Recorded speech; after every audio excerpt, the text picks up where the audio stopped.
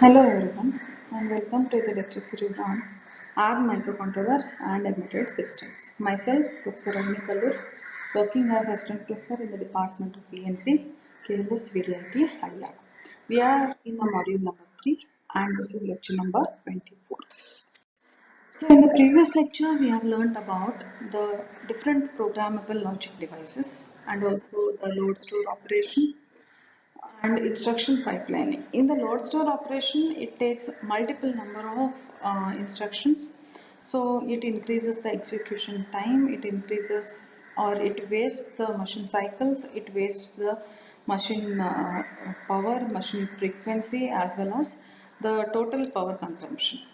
And because of which we'll be going in for an instruction pipelining which reduces the amount of time requirement and the power requirement also.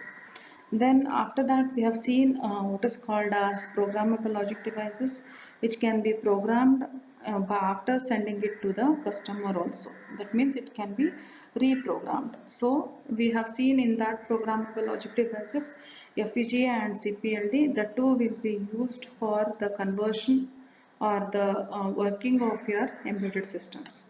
Then what happens is we have seen now what is called as commercial off-the-shelf products, so which is used as it is. That means here in the commercial off-the-shelf, what the problem will face is if we are dependent upon one particular company for the device or for the component, and if that particular company stops producing it, at that time it will be a problem. So otherwise it will be used as it is.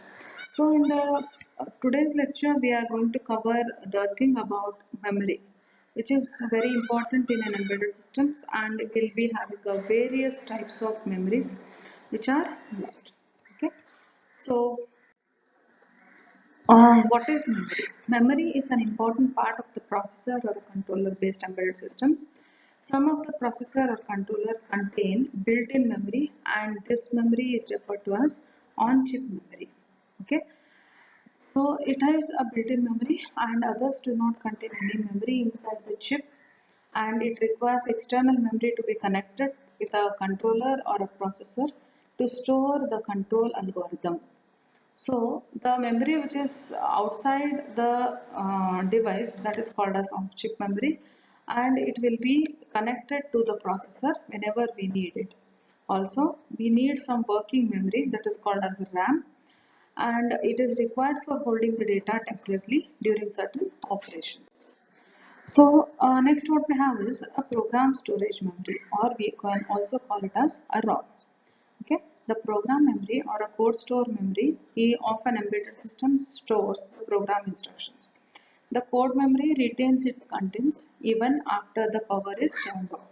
So this kind of memory is called as non-volatile storage memory, and it can be used or it can be classified into different types. One is called programmable memory, that is PROM, masked read-only memory, erasable programmable read-only memory, electrically erasable program, electrically erasable read-only memory, non-volatile RAM, and then we have a flash. So now we will see in detail the different various types of memories or different types of ROM, and then we will look at what is called the program code memory and the temporary memory or the working memory, that is called RAM. Okay, so next we have the first variation, which is called masked ROM. So masked ROM is a one-time programmable. That means once you can program this particular read-only memory. So masked ROM makes use of the hardware technology for storing the data. And the device is factory programmed by masking and metallization process at the time of production itself. So the manufacturer, depending upon your requirement, he will be masking and he will be metallizing the components, and you will be getting that amount of memory, particular data programmed into your MROM. And here the time to production will be less, and we'll be having the data what is given by the end user. of this MROM is you get it as a higher volume production. That means if you order say more number of such MROM chips, then it will be low cost. If you want one or two, then it will be higher cost. So high volume production means you can have this particular master ROM in a bulk orders. That means you can have more number of orders so that you will be generating your embedded system or producing your embedded system at a sooner rate. And what is the limitation or disadvantage?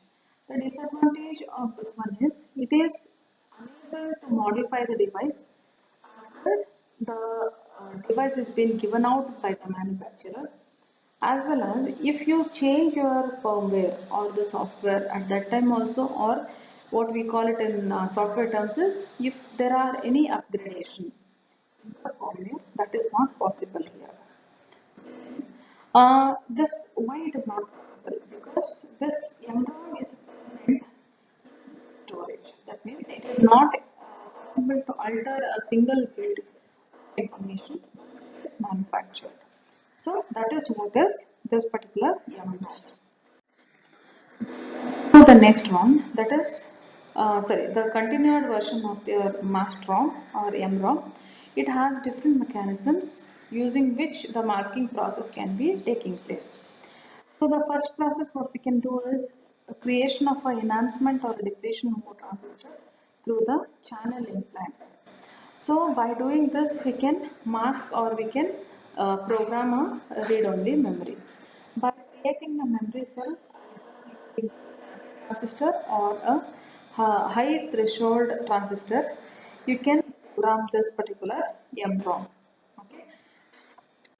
So next type is programmable read-only memory, or we can call it as PROM, or it is also called as one-time programmable. So it is OTP. One-time programmable memory or OTP is not a pre-programmed memory. It will be given out without programming. Depending upon the user, however he wants to use it, he will be programming it. And the end user is responsible for programming the devices. Then what happens is, this memory has a nichrome or a polysilicon wires arranged in a matrix. Okay, so these wires can be viewed as fuses actually. Okay, it is programmed by the PROM programmer, which selectively burns the fuses according to the bit pattern to be stored. Fuses which are not blown represents a logic 1, and the burnt fuses represent a logic 0. What at a logic 1 state. Okay, so depending upon how you want, you will be programming them. If you want to burn a fuse, then you can burn it. So it will be given the logic value is 0 at that time. And one-time programmable is widely used for commercial production of the embedded system, whose prototyped versions are proven and finalized. Next type of ROM is erasable programmable read-only memory. In short, we call it as EEPROM. EEPROM gives us a flexibility to reprogram the same chip. Okay. In MROM, it was not at all programmable. It was only once programmable by the manufacturer. Then we had one OTP, which is reprogrammed one time by the consumer or the customer. Whereas here, this is giving you a flexibility to reprogram your same chip. EEPROM stores the bit information by changing the floating gate of an FET.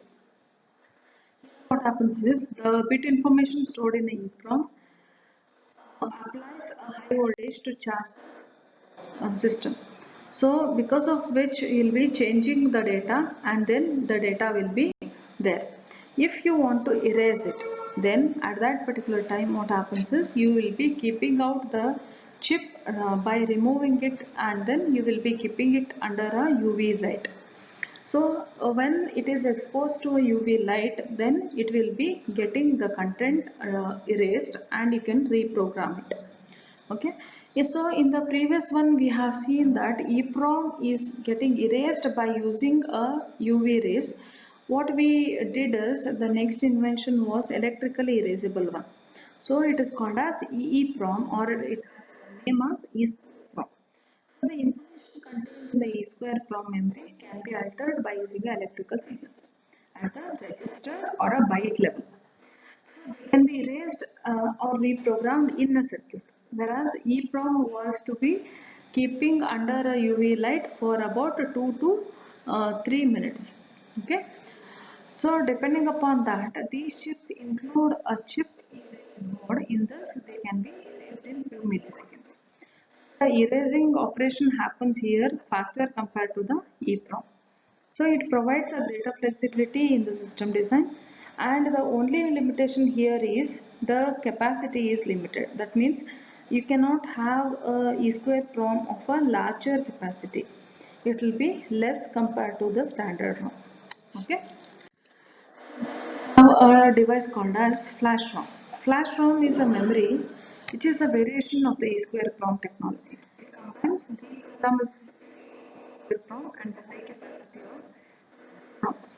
Okay, so the flash is the latest ROM technology, and the most popular ROM technology used in today's embedded designs is the flash one. Memory is organized as sectors or pages. Okay, so the flash memory stores the information in an array of floating gate MOSFET transistors. The erasing of memory can be done at a sector level without affecting the other sector pages. Okay, each sector or page should be erased before you reprogram it. So the typical erasable capacity of flash is 1000 cycles. That means 1000 times you can erase the data and then you can reprogram. So what happens here is you will be selecting the page or the sector depending upon which you want to erase the data. So only that particular data will be erased and the rest will be left as it is. So the example for a flash memory is WC512 from Winbond manufacturer, and this is a 64 KB or 64 kilobytes of flash memory. Okay, so next what we have is volatile RAM. Okay, you might be thinking why RAM came into a ROM. Okay, this is considered as a type of ROM itself. The non-volatile RAM is a random access memory with a battery backup. We had the problem of data getting violated or data getting deleted in the RAM technologies. So to overcome that, this non-volatile RAM or the NVRAM has come into picture. So it contains a static RAM based memory, and it will be using a minute battery. So the minute battery is used to supply the memory, supply to the memory, and then you'll be using the battery for the time when it is having absence of external power supply. Whenever there is no power supply, at that time this battery will be used to compensate uh, that particular battery requirement or the power requirement of that particular memory. And the memory and battery are packed together in a single package. So that is what is called NVRAM, and the lifespan of a NVRAM is expected to be around 10 years. Okay, then we have DS1644 from Maxim Delas, which is an example of 32 KB non-volatile RAM.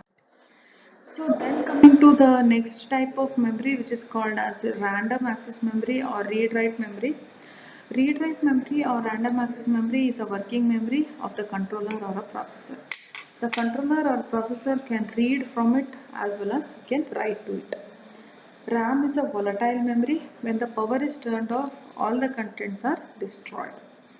RAM is a direct access memory. We can access the desired memory location directly with going through or pulling entire memory locations.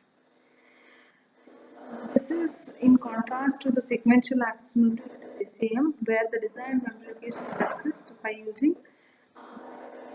the entire memory location using a seek method. Okay. The random access memory what we have, it will be divided into three main categories. One is called static RAM, the next one is dynamic RAM, and then we have a non-volatile RAM. Remember, we had this non-volatile RAM in the ROM section also. Static RAM, it is a device which is used to store the data in the form of a voltage. Okay, here the static RAM is made up of flip-flops, or it can also be made by using 6 MOSFETs or 6 transistors. SRAM is the fastest form of a RAM available. It is fast because of the resistive networking and the switching capability. Implementation, an SRAM cell is realized using 6 transistors. So we have the circuit in the next slide. 4 transistors are used for latch or the and the 2 for the controlling your access. This is the SRAM. So this SRAM tells us that this part whatever we have, this is acting as a latch, whereas this as well as this control your application. Okay, this FET Q1, Q2, Q3, Q4 connect and then connected to ground and then connected to VCC in a way shown as a flip-flop.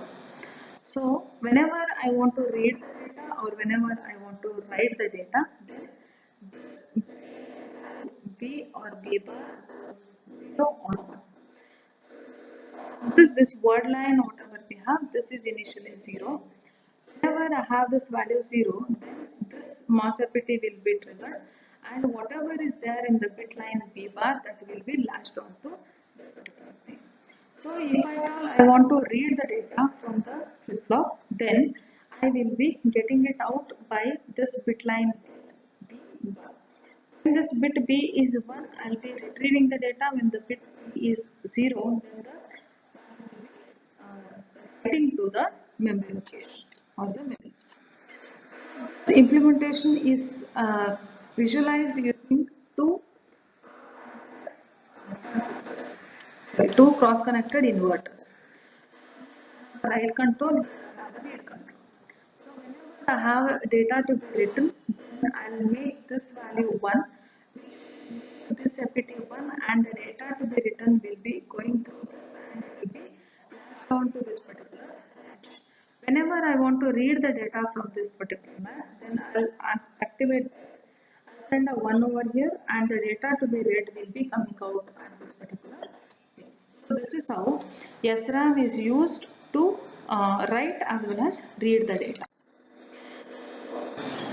Whenever the access to the memory cell is controlled by the word line, as we have seen in the figure, it uses the access using B and B bar.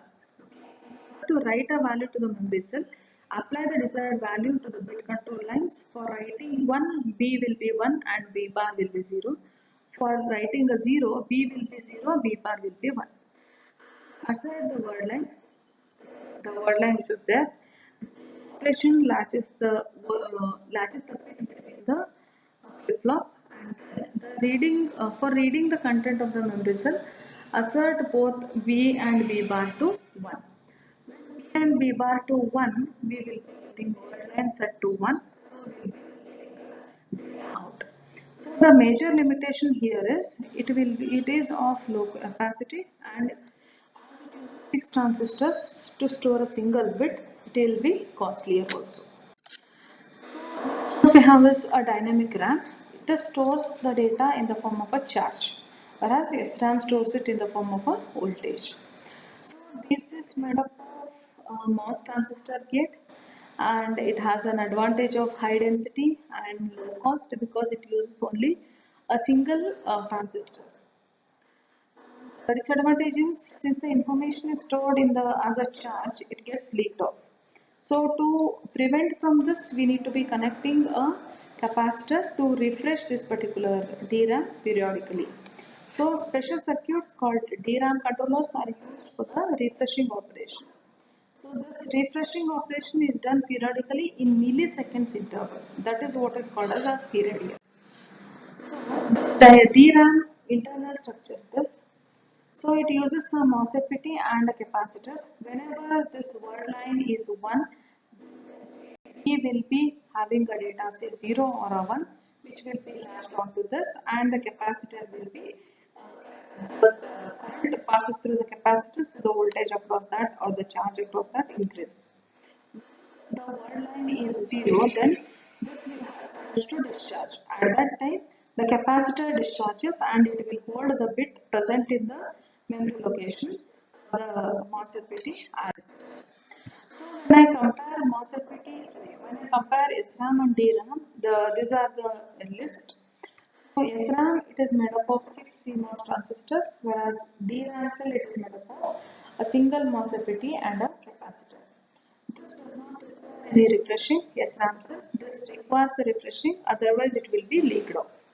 So it is low capacity, and whereas this is high capacity. This is more expensive because of the hardware structure, and this is less expensive because it uses a less amount of components. This is fast in operation, and the typical access time is 10 nanoseconds. Whereas the DRAM cell, it is using its access time is to a little bit higher, and it uses the access time of 60 nanoseconds. And in the summary, we have in the today's lecture, we have learnt about the different types of memory, how it will be programmed, how it can be erased, and how it can be reprogrammed also. So we'll meet in the next lecture. Until then, take care.